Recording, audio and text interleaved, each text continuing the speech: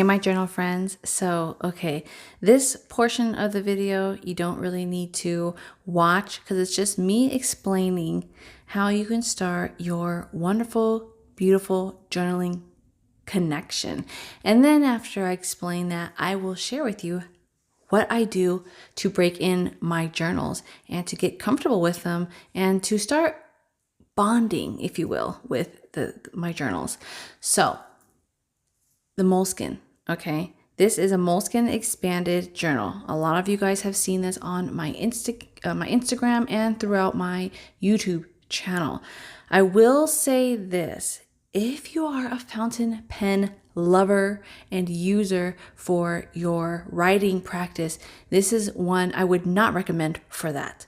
However, if you are like me, and you just want a notebook that you don't want to be intimidated by, that is just going to allow you to have flexibility in your creativity and to experiment, then you might enjoy this for the same reasons that I do.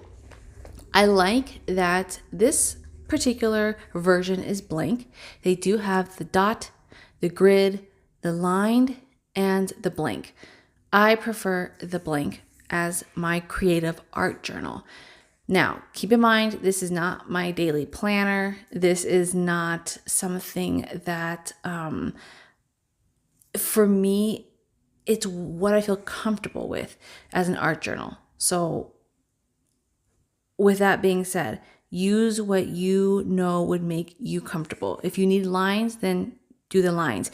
Notice I said art journal versus just writing journal because I already know how my creative brain works, and I find that I like to use mediums more to express my thoughts versus writing out long-handed, stories on the page. For me, throughout my journey and my creative, years, sometimes just certain quotes and phrases and colors already are part of the message or a part of the actual emotions behind what I'm writing, if that makes sense. So I like the blank pages. I explained in my last video, if you've seen it on my YouTube channel, on my Commonplace journal, okay? My Commonplace journal, I showed my Midori. That one is still being in use, but you guys, I have my Moleskine expanded. I need to use these up. And again, if I had to compare this journal so that way it's easier to understand, this is my favorite pair of shoes, okay? These are my pair of shoes that I reach for all the time. If I'm going to the store, I'm going to wear this. If I go to the farmer's market, I'm going to wear this. If I'm going over to my friend's house, I'm going to wear this, right? This is not the pair of shoes I'm going to wear to a fancy wedding or to a fancy dinner. This is not the pair of shoes that I'm going to wear when I go hiking or if I'm going, to, I don't know, like something that requires special edition shoes. This is my everyday user. A lot of you may relate. You have that everyday handbag. You have that everyday pen.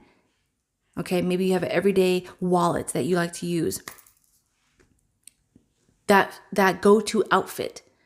This is that journal for me.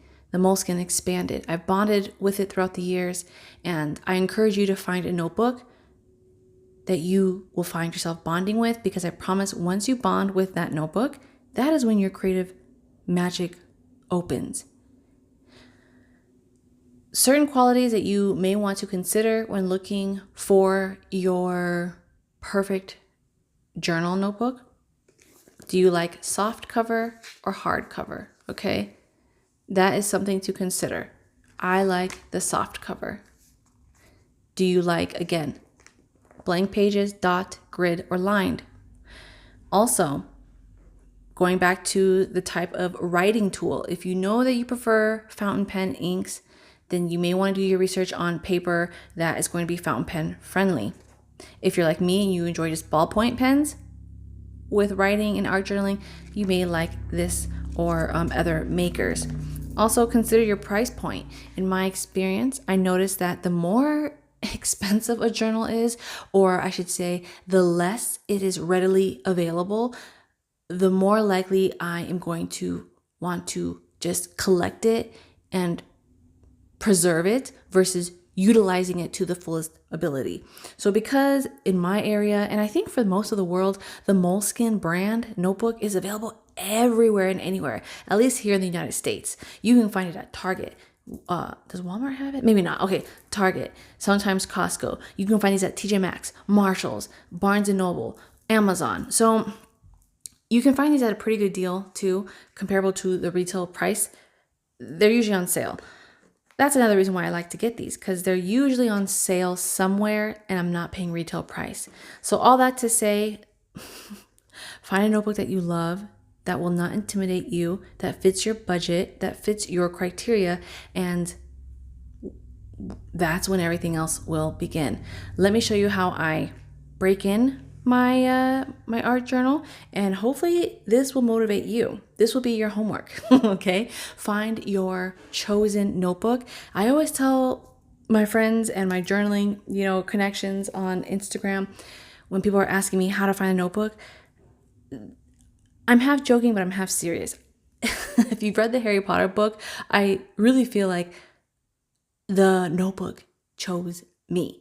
In the Harry Potter book, the wand chooses the wizard, Harry. That's kind of how I feel. It's like, I wasn't really looking for this to be my favorite, but it just happened to become my favorite. Like, I feel like it chose me. Every time I try to get away from this notebook, I come back to it.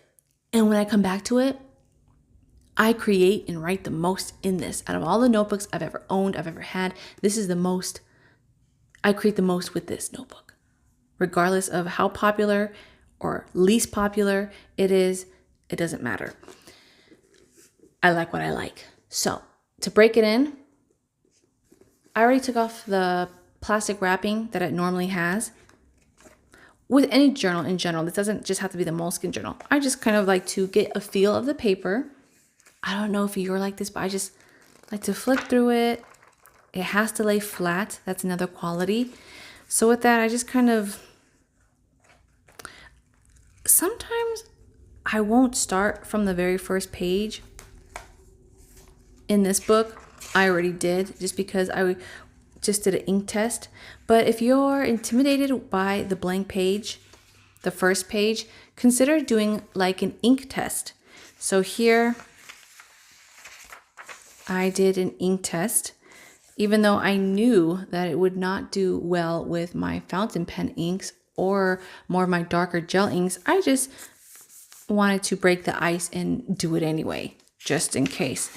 And you can see there is a little bit of ghosting and bleed through, but with that,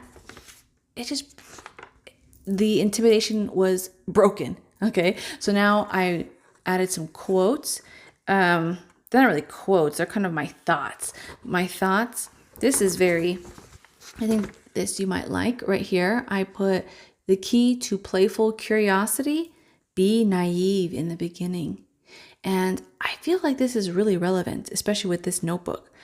This reminds me of me in my childlike creative state.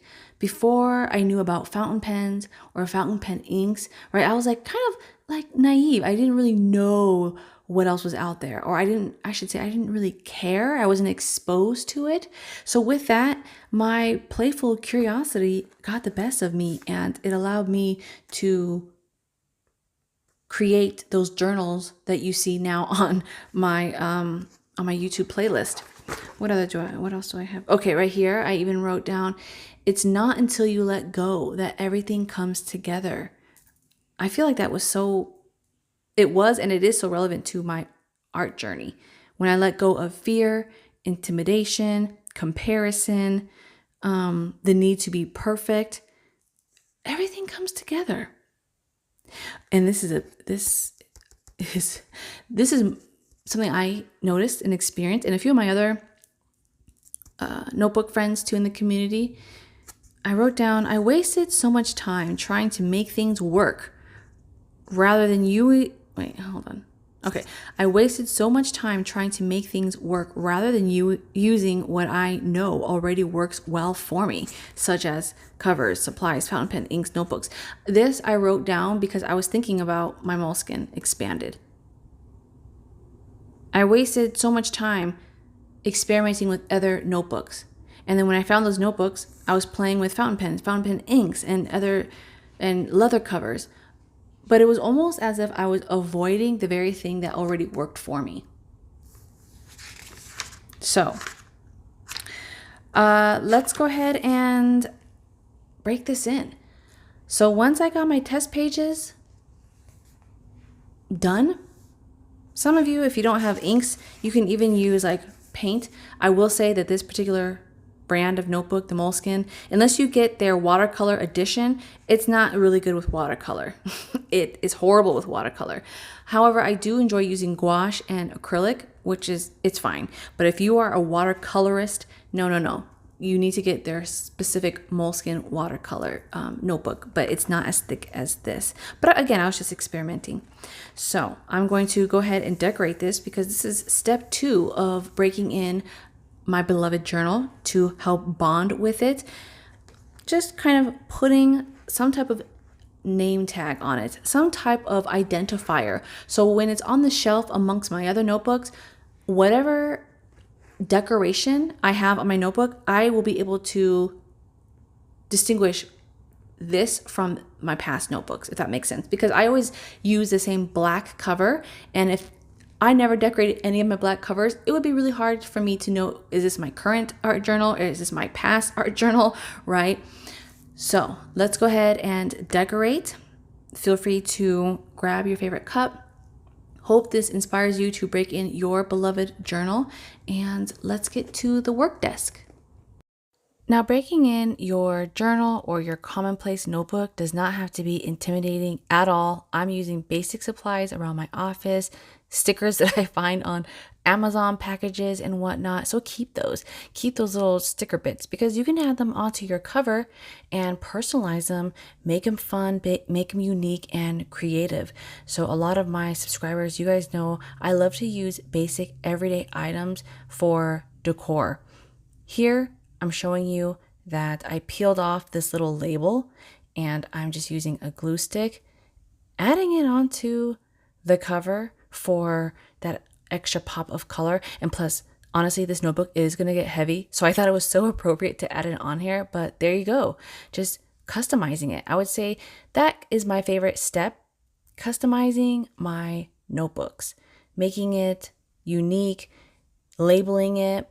With this, the label process, it's nice to look back as well because some of my notebooks, well, I should say all of my notebooks do have that black cover. So by labeling it or putting some type of sticker indicates what type of notebook it was or what type of season in my life I was using this particular journal or Commonplace notebook for. So if you have these little label makers, these are a fun way to add a customizable touch. Here, I'm just adding an extra little bit to it, if you will. Definitely not necessary, but again, I'm using up what I have around my office. And these label makers, a lot of you guys have asked where I got these. You can find these similar ones at the Dollar Tree or at your local office supply store, especially the ones with the red borders. Now this masking tape, I really like this because, wow, it is very, very strong. So it's not really used for decoration. I would say this is more like packing tape, but this is going to be the backdrop for my label right here. Just kind of eyeballing it. So as you can see, very low maintenance items. You can find this practically anywhere. And a lot of people ask on my Instagram and on my videos, what do I use? Where do I get these supplies? There's just stuff I find around. They're just everyday items. So as you can see, it transformed the look. If you are a tea or a coffee drinker, here we go. Add splash of color in this next step to break it in. I find before I like to write in my notebook, along with labeling it, I sometimes put the date that I started the notebook. You can put your name, you can create an index, you can be like me and just add some color, just any type of creative energy poured into the notebook, I find helps break that intimidation, factor. So I'm using a little bit of my coffee to splash some color on to this. So if you don't have paint, again, you can use what you have around your home. Tea, dandelion tea. Was it dandelion tea? Yeah, dandelion root tea works really well. Old coffee, instant coffee.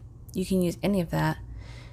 Now, the thing is with this, it may take a little bit to dry, especially if you're using a lot of liquid like I am. So the next step, I like to put this out in nature. Just connecting it with nature, putting this in my yard, putting some sunlight, some positive vibes into my notebook. This step is not necessary, but I'm just a little extra. So I'm just putting the sun positive, warm vibes into my notebook, my journal. So now that it's dried up, I really love labels. I love putting labels and adding like titles, I would say, to things, or attention to certain sections. In this next step, as you can see, I'm using another everyday item, this priority label sticker from the post office. And some of you guys think that these are stickers bought from stationery stores and you love how unique they are, but really, you guys, it's like the imagination that's really unique. You can make everyday items and turn them into something very fun, and part of your creative process, part of your story. So now that we have the labeling done, just using a basic pen, emphasizing priority, because my goal is to make journaling a priority for especially 2024, but I'm trying to stick to my journal, at least writing a line a day. If you do have some type of nature around you, I found these beautiful little flowers laying around on my side yard. I mean, they're mine, but these flowers, they drop every day. They drop off. And then I thought, instead of wasting them, I should just capture them within my Commonplace book or my art journal. Masking tape, I've used this process before in this next step. You can use packing tape or masking tape for pressed flowers, or really masking tape for anything that you just kind of want to secure. And it does actually work. I have another notebook that I've done this with, and I really like that it has a touch of nature. It kind of represents growth, growth in my development, my creative journey. Another item around the house in this step, again, packages that you get or things that you may find around work or in your home, these brown paper bags and these fortune cookies. I always save these. Are you guys like me? Do you save these fortune cookies that you get? I think I have a box full of these, and I like to keep them because they add a nice little touch to your art journal spread. They're just nice little positive reminders. So breaking in this journal, you guys, is so fun because I haven't even started the writing process. As you can see, it's just me creating, gluing, sticking on, creating another label. Speaking of labels, on top of the fortune cookie, I keep like tea bag labels. So here, this is like a week later. You can see I added a few more stickers that I found from another package and from a pen pal. And then here was like that fortune cookie that I added across the stem. And then there's a tea bag that I added on top of a Post-it note. Again, another item you can probably find around your home. Here I added a pen holder to this particular notebook because it matches, it's black. And if I'm on the go, I'll never have to worry about finding or losing this pen. Using what you have around you and what works definitely helps. So I hope this has inspired you guys to get started using what you have around your home. You don't have to purchase anything expensive. You don't have to feel like you need, the highest or the best things. I challenge you guys to just use your imagination, use what you have, recycle, and I promise the magic, the creative flow just kind of will naturally happen. So I'll show you step 2 of how I set up my pages and what some of my spreads look like.